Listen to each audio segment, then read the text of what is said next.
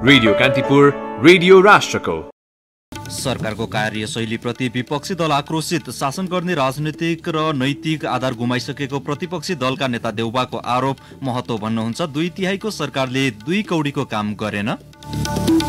नेपालगञ्जमा 16 वर्षीय पुरुषमा corona virus संक्रमण पुष्टि। नेपालमा कुल संक्रमित 102 पुगे। भारतमा क्वारेन्टाइन अवधि पूरा गरेका झण्डै 2000 नेपाली कपिलवस्तु र रूपन्देही नाकामा अलपत्र।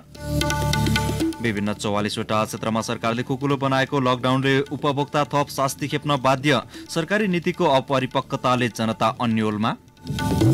अस्ट्रेलिया सरकारले लकडाउन खुकुलो बनाउने 3 चरणका योजना सार्वजनिक। अन्तर्राष्ट्रिय विद्यार्थीमाथिको प्रतिबन्ध 2 महिनापछि खुल्ने। र रद्द लिग 1मा सर्वाधिक 18 गोल गरेका पीएसजीका स्ट्राइकर किलियन एम्बापेलाई गोल्डन बुट।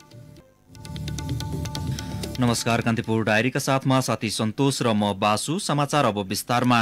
संघीय संसदको बजेट अधिवेशन आज सुरु भएको छ। अधिवेशनको पहिलो दिन आज केही समय अघि जारी गरी खारेज गरेका अध्यादेशका बारेमा सरकारले सदनलाई जानकारी गराएको छ। सो अध्यादेशका बारेमा जानकारी गराउँदै सरकारले केही अध्यादेश खारेज गरी नेपाल ऐनको साविको व्यवस्था जगाउने अध्यादेश पेश गरेको छ। संवैधानिक परिषद सम्बन्धी अध्यादेश र राजनीतिक दल सम्बन्धी अध्यादेश जारी गर्दा सर्वत्र आलोचना भएपछि सरकारले दुवै अध्यादेश जारी गरेको 4 दिनमै खारेज गरेको थियो। अधिवेशनको पहिलो दिन भएकाले आज दुवै सदनमा संसदीय दलका नेताले समसामयिक विषयमा धारणा राखेका छन्। प्रतिनिधि सभाको बैठक पर्सि आइतबार बिहान 11 बजे र राष्ट्रिय सभाको बैठक पर्सि दिउँसो 1 बजेका लागि बोलाइएको छ। संघीय संसदका प्रतिपक्षी दलले सरकारका काम गर्ने शैली र पछिल्ला क्रियाकलापको तीव्र आलोचना गरेका छन्। संघीय संसदको बजेट अधिवेशनको प्रारम्भमा धारणा राख्ने क्रममा प्रतिपक्षी दलका नेताले सरकारको आलोचना गरेका हुन्। प्रतिनिधि सभाको बैठकमा प्रमुख प्रतिपक्षी नेपाली कांग्रेसका सभापति शेरबहादुर देउवाले सरकारले शासन गर्ने राजनीतिक र नैतिक आधार नै गुमाइसकेको आरोप लगाउनु भयो। स्वास्थ्य सामग्री खरिदमा भ्रष्टाचार, संसद अपहरण अध्यादेश लगायतका प्रकरणले प्रधानमन्त्री केपी शर्मा ओली नेतृत्वको सरकारले राजनैतिक र नैतिक आधार गुमाएको उहाँको भनाइ थियो। यस्तो विषम अवस्थामा भ्रष्टाचारको विषयमा सार्वजनिक हुनु, सरकार लोकतान्त्रिक मूल्य मान्यता र संविधानको भावना विपरीत क्रियाकलापमा व्यस्त हुनु, सांसदको अपहरण हुनु र अवाञ्छित र अपराधिक गतिविधि कुनै पनि रूपले स्वीकार्य हुन सक्दैनन्। यी विषयहरूमा नेपाली कांग्रेसले गम्भीरतापूर्वक लिनुका साथै अत्यन्त सूक्ष्म ढङ्गले विशेष गरी सरकारले शासन गर्ने राजनैतिक र नैतिक आधार गुमाइसकेको ठहर गरेको छ। अहिलेको अभिभार कोरोना विरुद्ध कसरी राष्ट्रिय एकता गरेर अगाडि बढ्ने भन्ने रहेको भए पनि सरकार त्यसमा असफल भएको देउवाले बताउनु भयो। उहाँले गाउँ जानेलाई सहज व्यवस्था नगरेकोमा पनि सरकारको आलोचना गर्नुभयो। सत्तारूढ दल नेकपाले भने प्रतिपक्षी दलले उठाएका प्रश्नमा सरकारको बचाउ गरेको छ। नेकपा संसदीय दलका उपनेता सुभाष चन्द्र नेमवाङले सांसद अपहरणको यथार्थ संसदको चालु अधिवेशनमा बाहिर आउने भन्दै आफूहरू कुनै पनि प्रकारको आपराधिक गतिविधिको पक्षमा नरहेको बताउनु भयो। कोरोनाको विरुद्धको लडाईँलाई प्रभावकारी ढंगले अझै सञ्चालन गर्नको लागि एउटा आधार तयार गर्नु छ। यसले जति क्षति पुर्याएको छ त्यसका विविध पक्षको सन्दर्भमा, यसले त्यसलाई सम्बोधन गर्ने सन्दर्भमा यसले राम्रो आधारहरू तयार गर्दै अगाडि बढ्नु छ र यस कार्यमा विवादै छैन। यस संसदका सम्पूर्ण राजनीतिक दलहरू एक ठाउँमा उभिनुहुन्छ भन्ने कुरामा विवाद छैन। त्यसको लागि म आग्रह गर्न चाहन्छु। उपनेता नेमवाङले कोरोना संकटको बेला सबै राजनीतिक दलहरू एकताबद्ध भएर लाग्नुपर्ने बताउनु भयो। चालु अधिवेशनले बजेट पारित गर्नुका साथै शान्ति प्रक्रियालाई टुङ्गोमा पुर्याउने कानून बनाउनु पर्ने, समितिमा अड्किएका विधेयक पारित गर्नुका साथै संविधान कार्यान्वयनमा भूमिका खेल्नुपर्ने नेमवाङको भनाइ थियो। राष्ट्रिय जनता पार्टी राजपाका नेता राजेन्द्र महतोले सरकारले जनताका पक्षमा कुनै पनि काम नगरेको र आफ्नो पार्टीका सांसदलाई सरकारले नै अपहरण गरेको आरोप लगाउनु भयो। लकडाउनको समयावधि थपे पनि कोरोना परीक्षणमा सरकारले उदासीनता देखाएको महतोको आरोप थियो। 2/3 सरकार 2 कौडीको छैन, 2 कौडीको काम गरेन। के भन्ने पीडा जनताको आजको यो पीडित अवस्थामा यस्तो गतिविधि सरकारले गरेपछि भन्ने के त? नेता महतोले विदेशमा रहेका नेपालीलाई उद्धार गरी स्वदेश फर्काउन समेत आग्रह गर्नुभयो। समाजवादी पार्टीका नेता बाबुराम भट्टराईले सरकारको काम गर्ने शैलीप्रति कटाक्ष गर्दै प्रधानमन्त्री ओलीलाई नै पदबाट राजीनामा दिन सुझाव दिनुभयो। प्रधानमन्त्रीसँग आग्रह छ, तपाई जुन उचाइमा पुग्नु भएको छ त्यही रहनुहोस् र तपाईले अनावश्यक ढंगले यस्ता प्रकारका गतिविधि सम्मिलन हुँदा तपाईले आफै माथि पनि अन्याय भएको छ। तपाई रोगले जीर्ण भएको शरीरलाई तपाईले चाहिँ आराम दिनुपर्छ र यो लोकतन्त्रलाई बचाएर तपाई आफ्नै एउटा छविलाई बचाएर अगाडि बढ्नको निम्ति तपाईले राजीनामा दिनु नै उपयुक्त हुन्छ। राजपा र समाजवादी पार्टी बीच एकता गरी जनता समाजवादी पार्टी गठन पश्चात दल दर्ताका लागि निर्वाचन आयोगमा निवेदन परे पनि संसदले भने दुवै दललाई पुरानै दलको हैसियतमा समय उपलब्ध गराएको हो। आयोगले प्रक्रिया पूरा भएको पत्र नदिएसम्म संसदमा पुरानै दलको हैसियत हुने संघीय संसद सचिवालयले जनाएको छ। राष्ट्रिय जनमोर्चाकी सांसद दुर्गा पौडेलले सरकार कोरोना भाइरस रोकथाममा चुकेको बताउनु भयो। नेमकिपाका प्रेम सुवालले स्वास्थ्य सामग्री खरिदमा भ्रष्टाचार भएको र राहत वितरणमा पनि पक्षपात भएको बताउनु भयो। यसैबीच राष्ट्रिय सभाका सांसदहरूले पनि पीसीआर परीक्षणको दायरा बढाउन र विदेशमा रहेका नेपालीको उचित व्यवस्थापन सहित उद्धार गर्न सरकारसँग माग गरेका छन्। उनीहरूले पीसीआर परीक्षण न्यून रहेको र विदेशमा नेपालीहरू समस्यामा परेकाले उद्धारका लागि सरकारसँग माग गरेका हुन्। नेकपा राष्ट्रिय सभा दलका नेता दिननाथ शर्माले पीसीआर परीक्षणलाई व्यापक बनाउन सरकारलाई आग्रह गर्नुभयो। उपचार तथा श्रम गर्न गएका नेपाली नागरिक भारतमै अल्पत्र परेकाले उद्धारका लागि ध्यान दिन पनि उहाँले आग्रह गर्नुभयो। प्रवासमा रहेका नेपालीहरूको विषयमा ध्यान दिन पनि शर्माको आग्रह थियो।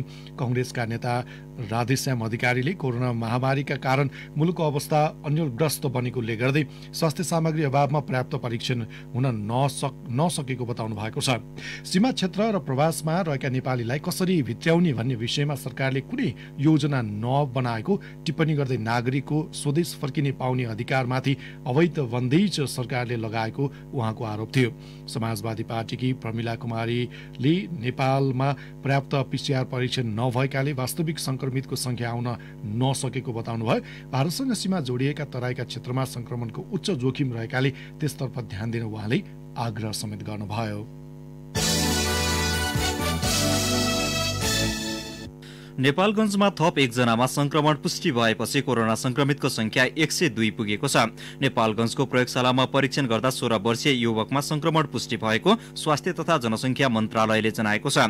मन्त्रालयले गरेको नियमित मिडिया ब्रिफिङमा प्रवक्ता डाक्टर विकास देवकोटाले आजसम्म नेपालमा आरडीटी विधिबाट 54531 नमुना परीक्षण भएको जानकारी गराउनु भयो।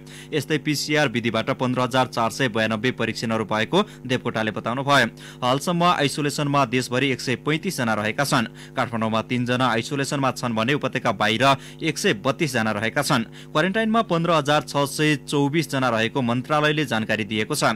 कोशी अञ्चल अस्पतालमा उपचाररत 8 जना आज संक्रमण मुक्त भएर घर फर्किएका छन्। यो सँगै संक्रमण मुक्त हुनेको संख्या 30 पुगेको छ। यस्तै नारायणी अस्पताल वीरगञ्जमा कोभिड-19 निको भएर गएका 2 जनामा पीसीआर परीक्षणमा पोजिटिभ देखिएपछि उनीहरूलाई थप परीक्षणका लागि अस्पतालमा पुनः भर्ना गरिएको छ। यस्तै काठमाडौँको सिटी अपार्टमेन्टमा बस्ने 52 वर्षीय व्यक्तिको पनि पीसीआर रिपोर्ट पोजिटिभ देखिएको छ। पाटन अस्पतालमा उपचारपछि डिस्चार्ज भएका उनलाई पनि पुनः अस्पताल भर्ना गरिएको छ। अब कान्तिपुर सविस्तारको पालो। कान्तिपुर सविस्तार। बन्दाबन्दीको 45 दिन पश्चात सरकारले केही उद्योग धन्दा स्वास्थ्य क्षेत्र लगायतका संस्था खोल्न दिने निर्णय गर्यो। तर सो निर्णयले सर्वसाधारणमा थप शास्ति पैदा गरेको छ। खुला गरिएको क्षेत्रमा आफूलाई आवश्यक काम पर्दा जाने क्रममा यात्रा अनुमति नभएको भन्दै थुप्रै नागरिक सुरक्षाकर्मीको कारबाहीमा परेका छन्। सरकारले संघ संस्था खोल्ने निर्णय गरे पनि सो सम्बन्धित कर्मचारी तथा व्यक्तिलाई दिनुपर्ने अनुमति पत्रबारे निर्णय गर्न नसक्दा सर्वसाधारण शास्ति खेप्न बाध्य भएका छन्। बन्दाबन्दीबाट निष्क्रिय अर्थतन्त्र चलायमान बनाउन भन्दै विभिन्न 44 किसिमका क्षेत्र खुला गर्ने सरकारी निर्णय पश्चात काठमाडौँ उपत्यकाका सडकमा अन्य दिनका तुलनामा शुक्रबार सवारी साधनको चाप हत्तै बढ्यो। तर लकडाउनको समयमा चलाउन अनुमति भएका बाहेकका सवारी साधनलाई कारबाहीका लागि चोकचोकमा ट्राफिक प्रहरीको तैनाथी पनि उत्तिकै छ। कार्गो कम्पनीको कहाँ हुन्छ त पास त चाहियो नि त सम्बन्धित कार्यालयले दिनु पर्यो नि त। अब हामीलाई भीडभाड हुने बाहेक अन्य संस्था शुक्रबारदेखि आंशिक रूपमा सञ्चालनमा छन्। सरकारी कार्यालय, वित्तीय संस्था, धितोपत्र जस्ता प्रकृति भएका क्षेत्रमा 1/3 मात्र कर्मचारी परिचालन गर्न पाइने, विकासका ठूला आयोजनामा सामाजिक दूरी कायम गर्दै बढीमा 10 जना कर्मचारी राखेर सुचारू गर्न पाइने, त्यस्तै निर्माण सामग्री, विद्युतीय क्षेत्र, वर्कसप, छापाखाना लगायत सञ्चालनमा बढीमा 5 जना राख्न पाइन्छ। सोही निर्देशनको पालना गर्दै संस्थाहरू त खुले, तर खोलेका ती संस्थामा सेवा लिने उपभोक्ता कसरी पुग्ने? ललितपुरको चापागाउँका राजकुमार सत्याल पैसा साट्न बैंक जाने क्रममा बिना पास सवारी चलाएको भन्दै ट्राफिकको फन्दामा परे। लकडाउनको पोइन्ट भनेको त अब हामीसँग पैसा सबैसँग सिद्धिसक्यो, अहिले पैसा छैन कोहीसँग। पैसा नभएपछि हामीलाई त पैसा भनेको त काम सुरुवातको लागि अथवा केही जे नै गर्न नि अगाडि त पैसा चाहियो नि, त्यसको लागि बैंक आउने मान्छेले यातना नपाए हुन्थ्यो भन्ने मेरो भनाइ। त्यस्तै व्यवसायी काठमाडौँ स्वयम्भूका राजेश आले निर्माण सामग्री लिन जाने क्रममा बाटोमै रोकिए। बिहान 10 देखि साँझ 5 बजेसम्म सवारी साधन नियन्त्रणमा लिएको उनी दुखेसो गर्छन्। अग्रिम सूचना चाहिँ हुनु पर्यो कि चाहिँ निर्माण व्यवसायको पास दिएर अब जान पाउने हो कि व्यवसाय गर्न जानको लागि त त्यहाँ जान पर्यो, जाँदा जाँदै बाटोमै उठाएपछि अब के भन्ने। कोरोना महामारीको समय त्यसमा पनि बन्दाबन्दीको अवस्थामा अधिकांश मानिसहरू घरमै छन्। घरमा बस्दैमा जीवन गुजारा नचल्ने हुँदा मात्र हो बाहिर निस्कने, तर ट्राफिक प्रहरी भने सडकमा निस्कन अनुमति नभएकाले उनीहरूलाई नियन्त्रणमा लिएको बताउँछ महानगरीय ट्राफिक प्रहरी महाशाखाका प्रवक्ता एसपी जीवन कुमार श्रेष्ठ। सम्बन्धित निकायको प्रमुखको सिफारिसको हकमा नियामक निकायले चाहिँ शर्तहरू पालना गरेर सञ्चालन गर्ने भनेको छ। जस्तो उद्योग धन्दाको हकमा, कारखानाहरूको हकमा सम्बन्धित कामदारहरूलाई त्यही भित्रै सम्बन्धित ठाउँमै राखेर बस्ने, खाने, खाजा खुवाउने व्यवस्था गर्ने भनिएको छ। यसको अर्थ बाहिर हिँडडुल गराएर आवजाव गर्ने भनिएको होइन, त्यो व्यवस्थापन गरेर सञ्चालन गर्न पाइने भनिएको हो। त्यो व्यवस्थापन गर्नको लागि हामीले अनुरोध गरे पनि हो। धराशायी बन्दै गएको आर्थिक क्षेत्र चलायमान बनाउन गरिएको सरकारी निर्णय स्वागत योग्य पक्कै हो, तर एक स्थानबाट अर्को ठाउँमा जाने क्रममा अवरोध गर्दा संस्था वा कार्यालय कसले खोल्छ? यसको जवाब सरकारसँग पनि छैन। गृह मन्त्रालयका प्रवक्ता केदारनाथ शर्मा 44 वटा संस्था खुकुलो बनाउने सरकारी नीति भए पनि त्यसमा कार्यरतहरूको यात्रा अनुमति बारे अझै टुङ्गो नलागेको बताउँछन्। अनलाइनबाट पनि भएको बताएको छ होइन, त्यो कारणले गर्दाखेरि सर्वसाधारण जुन सेवा लिन जानुहुन्छ त्यसको सन्दर्भमा हामी छलफल गरिरहेका छौँ। र निर्माण सामग्री लिन जाने सवारी चालक र सवारी साधनहरूलाई चाहिँ परिचय पत्र चाहिँदैन, किनभने तारिख साध्नुसम्म पनि हुँदैन। खालि उहाँहरू अरू मान्छे राख्नु पाइएन, सवारी चालक हुनु पर्यो र त्यो सवारी साधन चाहिँ डिसइन्फेक्टेड गरेको कुरो प्रत्यावर्त हुनु पर्यो। यति कुराहरू भयो भने उहाँहरू निर्वाचनमा गर्न सक्नुहुन्छ। र निर्माण सामग्रीहरू लिने सन्दर्भमा पनि अब जतिखेर पनि गर्दाखेरि अलिकति बढी मोबिलिटी बढ्ने भएको कारणले निश्चित समय तोक्ने भनेर छलफल गरिरहेका छौँ। सम्बन्धित त्यो पनि तुरुन्तै निष्कर्षमा आएको छ। सर्वसाधारणलाई दुःख तथा दोधार हुने गरी गरिएको सरकारी निर्णय अव्यावहारिक देखिएको छ। कुनै पनि निर्णय पश्चात त्यसको परिणाम बारे पहिल्यै अड्कल गर्ने ल्याकत सरकारले राख्नुपर्ने आम बुझाइ हो। शुक्रबार काठमाडौँ उपत्यकामा मात्रै 616 मोटरसाइकल तथा 61 वटा 4 पाङ्ग्रे सवारी साधन ट्राफिकको कारबाहीमा परे। सरकारी निर्णय बारे नागरिक मात्रै होइन, सुरक्षाकर्मी पनि अन्यलमा छन्। त्यसैले गरिएको निर्णयलाई सबैको पहुँचमा पुर्याउन पनि उत्तिकै जरुरी छ। नत्र लकडाउन थप्ने र विभिन्न क्षेत्रलाई भने सञ्चालन गर्ने अनुमति दिँदा सबैमा दुविधा उत्पन्न हुनेमा शंका छैन। खुल्न पाइने भनेर तोकिएका 44 क्षेत्रहरूबारे अन्यल उत्पन्न हुँदा लकडाउन उल्लङ्घन गर्नेलाई नै बल पुग्ने खतरा पनि छ। रेडियो कान्तिपुरका लागि रमेश दुलाल। कान्तिपुर सविस्तार। कान्तिपुर डायरीमा अब ब्रेकको पालो। रेडियो कान्तिपुर, रेडियो राष्ट्रको। अब बाँकी प्रसंग। भारतसँग जोडिएका पश्चिम तराईको सीमामा झण्डै 2000 नेपालीहरू जम्मा भएका छन्। भारतीय क्वारेन्टाइनमा राखिएका र अन्य स्थानबाट पैदल हिँडेर आएकाहरू ठूलो संख्यामा सीमामा जम्मा भएको सीमामा खटिएको सशस्त्रको टोलीले आफ्नो मुख्यालय र गृह मन्त्रालयलाई जानकारी गराएको छ। कपिलवस्तुसँग जोडिएको भारतीय नाकामा मात्रै झण्डै 900 नेपाली आइपुगेका छन्। हावाहुरीसहित वर्षा भएपछि भने उनीहरू 10 गजा कटेर नेपाली नाकामा आउने क्रम बढेको छ। आज दिउँसोसम्म सो संख्या 896 पुगेको छ। उता रूपन्देहीका बेल्हिया लगायतका नाकामा नेपाल आउन चाहने 1000 भन्दा बढी नेपाली जम्मा भएका छन्। इलाका प्रहरी कार्यालय बेल्हियाका निरीक्षक ईश्वरी अधिकारीका अनुसार नौतन्वामा मात्रै क्वारेन्टाइन पूरा गरेका 1440 जना नेपाली छन्। यस्तै पश्चिम तराईकै अर्को जिल्ला बाँकेको नरैनापुर नाकामा झण्डै 250 नेपाली आएको र उनीहरूलाई भारतीय प्रहरीको सहयोगमा उतै रोकिएको नाकामा खटिएका प्रहरीले जानकारी दिएका छन्। मलेसियामा थप 25 नेपाली कामदार कोरोना भाइरस कोभिड-19बाट संक्रमित भएका छन्। मलेसियाको स्वास्थ्य विभागका अनुसार पेडास र रिमबु उद्योगमा कार्यरत विदेशी कामदारको स्वास्थ्य परीक्षण गर्ने क्रममा 25 नेपाली सहित 60 जनालाई पोजिटिभ देखिएको हो। विभागका महानिर्देशक दातो नूर हिसाम अब्दुल्लाका अनुसार 786 जना विदेशी कामदारको स्वास्थ्य परीक्षण गरिएको मध्ये 60 जनालाई पोजिटिभ देखा परेको हो। 286 जनाको रिपोर्ट नेगेटिभ देखिएको छ भने 440 जनाको नतिजा आउन बाँकी रहेको छ। त्यसमा पनि कति जना नेपाली भनेर खुलाइएको छैन। उक्त उद्योगमा अप्रिल 5 तारिकमा पहिलो पटक कोरोना संक्रमित देखा परेका थिए।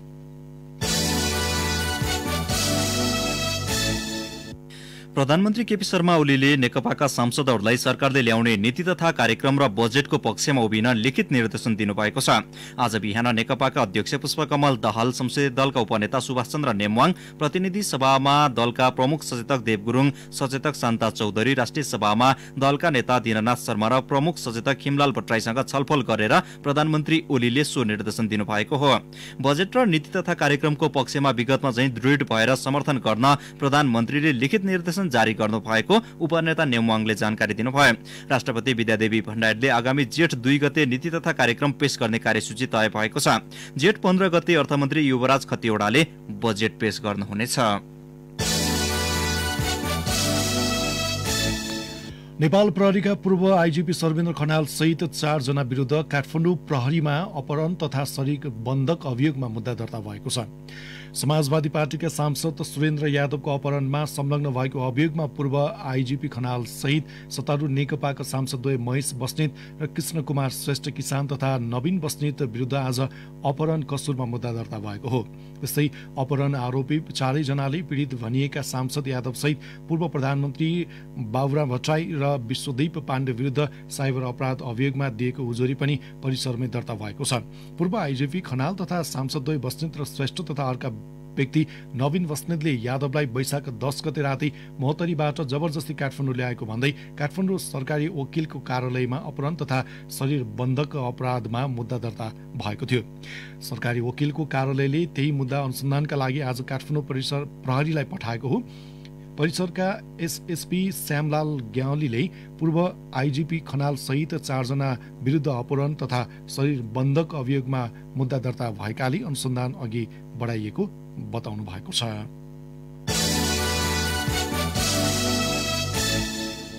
सिंहदरबार गेट अगाडि धरना दिन गएका 47 जना चिनिया नागरिकलाई प्रहरीले नियन्त्रणमा लिएको छ।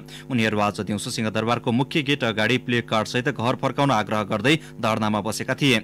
निषेधित क्षेत्र तोडेपछि प्रहरीले उनीहरू बीच झडप समेत भएको थियो। झडपमा परि डीएसपी सहित 6 जना घाइते भएका छन्। चिनिया नागरिकको ढुङ्गा प्रहारबाट डीएसपी हरि बहादुर बस्नेत सहित 4 जना प्रहरी घाइते भएका छन्। उनीहरूलाई अहिले ब्रिकुटी मण्डप स्थित नेपाल पुलिस क्लबमा राखेर अनुसन्धान सुरु गरेको महानगरीय प्रहरी कार्यालय रानीपोखरीका प्रवक्ता एसएसपी किरण बज्राचार्यले जानकारी दिनुभयो। उनीहरू नेपाल आएको समयावधि र आउनुको कारणबारे छानबिन भइरहेको प्रहरीले जनाएको छ।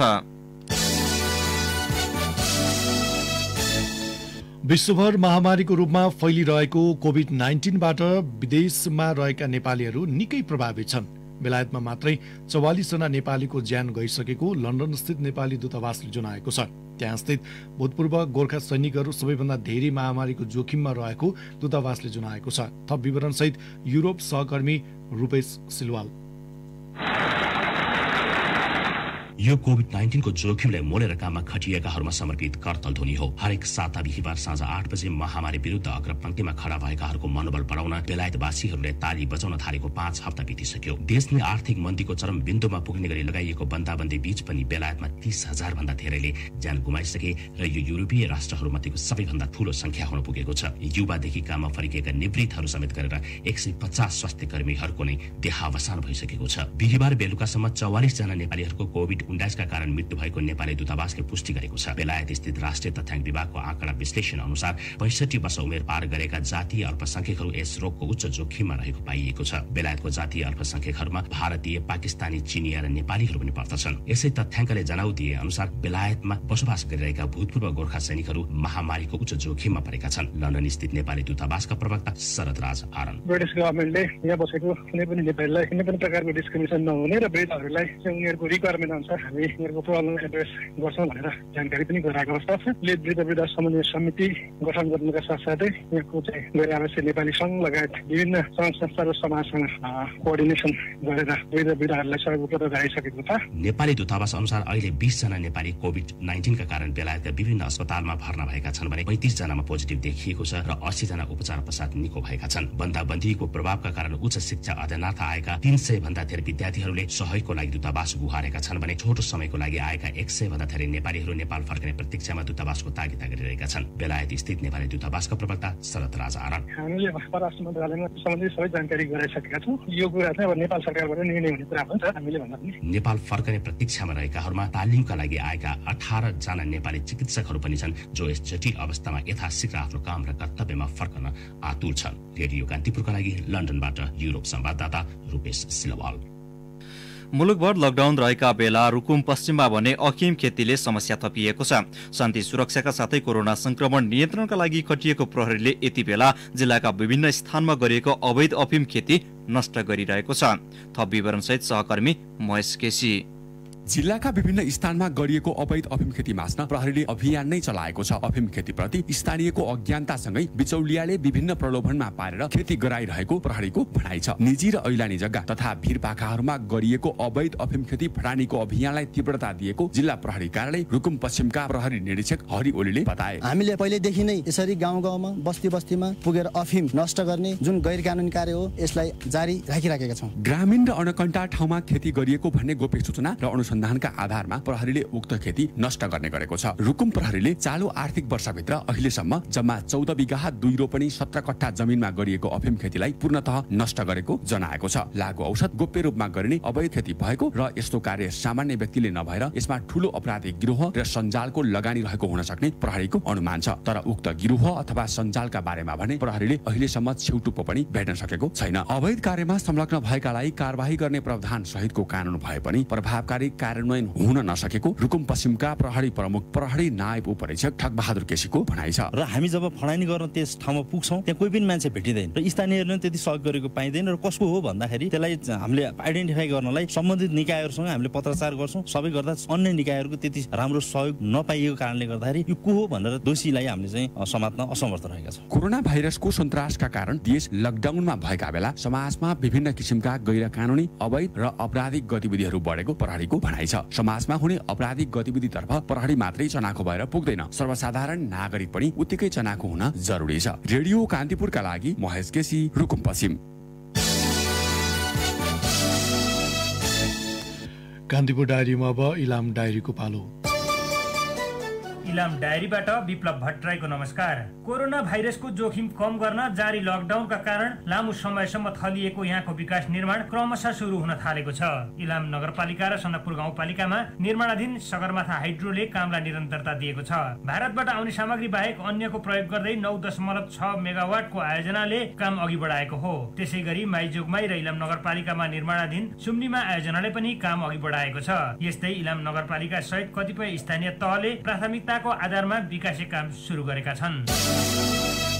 यहाँका केबी कृषक लकडाउनका कारण प्रत्यक्ष मारमा परेका छन्। केबी जोन लागू भएको यहाँका कृषकले 50% अनुदानमा माझ व्यवस्थापनको काम सुरु गरेपछि लकडाउन हुँदा अधिकांश कृषकको काम अधुरो छ। माझका लागि निर्माण सामग्रीको अभावमा कृषकले समयमा काम गर्न पाएका छैनन्। लकडाउनले पर्यटन क्षेत्र ठप्प हुँदा होटल व्यवसायीले ठूलो मार खेप्नु परेको छ। पछिल्लो समय इलाममा पर्यटन व्यवसायले गति लिँदै जाँदा होटल व्यवसायमा निजी क्षेत्रको ठूलो लगानी भित्रिँदै गएको छ। सदरमुकाम सहित कन्याम, अन्तु, फिक्कल, पशुपतिनगर, राके लगायत क्षेत्रमा पर्यटक लक्षित होटल सञ्चालनमा छन्। लकडाउनको अवधि लम्बिँदै जाँदा जिल्लामा उल्लङ्घनका घटनाहरू बढ्न थालेका छन्। सदरमुकाम तथा जिल्लाका प्रमुख बजारमा चहल पहल बढ्दै गएको छ। जिल्लामा कोरोना भाइरसको संक्रमण कसैलाई नदेखिए पनि सर्वसाधारण भिडभाडमा पुग्दा सरकारवालाले चिन्ता व्यक्त गरेका छन्। जिल्ला प्रशासनले भने स्थानीयलाई अत्यावश्यक काममा सहज हुने गरी बजार व्यवस्थापन गर्ने जनाएको छ। हवस् त इलाम डायरी आजलाई यति नै। विप्लव भट्टराई बिदा हुन्छु, नमस्कार। कान्तिपुर डायरीमा पुनः ब्रेकको पालो।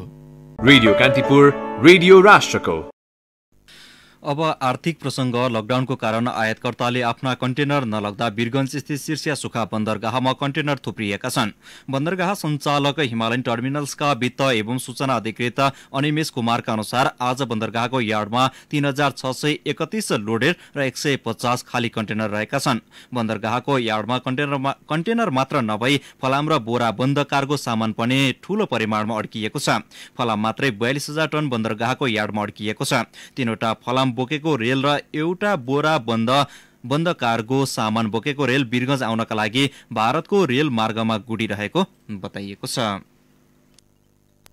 अब अन्तर्राष्ट्रिय प्रसङ्ग कोरोना भाइरस संक्रमणका कारण अस्ट्रेलिया सरकारले लगाएको प्रतिबन्धहरू खुकुलो पार्ने निर्णय गरेको छ। आज बसेको मन्त्रीपरिषद बैठकमा प्रधानमन्त्री स्कट मरिसनले 3 चरणमा प्रतिबन्धलाई खुकुलो पारिने योजना सार्वजनिक गर्नुभएको छ। प्रधानमन्त्री मरिसनले पहिलो चरणमा क्याफे, रेस्टुरेन्ट, पार्क, क्याम्प लगायतका खुला गर्ने निर्णय भएको बताउनुभयो। अस्ट्रेलियाले आंशिक लकडाउन मात्र गरेको भए पनि आर्थिक रूपमा ठूलो क्षति बेहोरेपछि जुलाईको अन्त्यसम्ममा आर्थिक गतिविधिलाई पूर्ण रूपले सञ्चालनमा ल्याउने योजनासहित 3 तहको योजना सार्वजनिक गरेको हो। प्रधानमन्त्रीले तेस्रो चरणमा अस्ट्रेलियाको जनजीवन सामान्य हुने विश्वास लिनुभएको छ। सरकारले आज ल्याएको योजनालाई सम्पूर्ण राज्य तथा टेरिटोरीका अधिकारीहरूका साथै विज्ञले सकारात्मक भनेको सञ्चार माध्यमहरूले जनाएका छन्। यसैबीच अस्ट्रेलियाले अबको 2 महिनापछि अन्तर्राष्ट्रिय विद्यार्थीलाई आउन दिने भएको छ। समाचारहरूमा जनाए अनुसार जुलाईदेखि विभिन्न देशमा रहेका अस्ट्रेलियाली विद्यार्थीलाई आउन लगाइएको प्रतिबन्ध खुला गरिने भएको हो। अस्ट्रेलियामा अहिलेसम्म कोरोना भाइरसका कारण 97 जनाले ज्यान गुमाएका छन् भने 6896 जना संक्रमित छन्।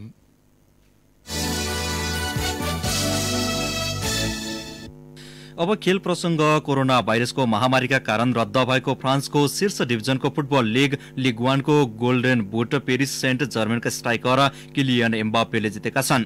मोनाकोका खेलाडी बिसन बेन एडर बराबर नै 18 गोल गरे पनि लिग 1 आयोजकले एम्बापेलाई उत्कृष्ट ठहर्याउँदै गोल्डन बुट प्रदान गर्ने निर्णय गरेको हो।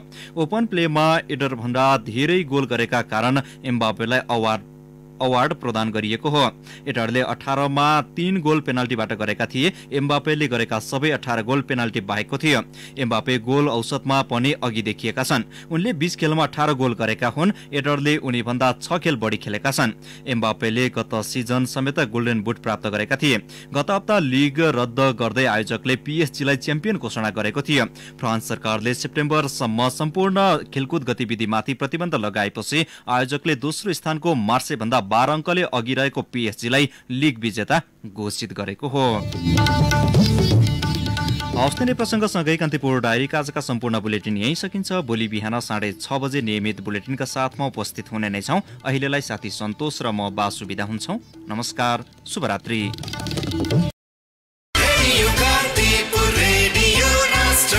सूचना र मनोरञ्जनको संवाहक रेडियो राष्ट्रको रेडियो कान्तिपुर।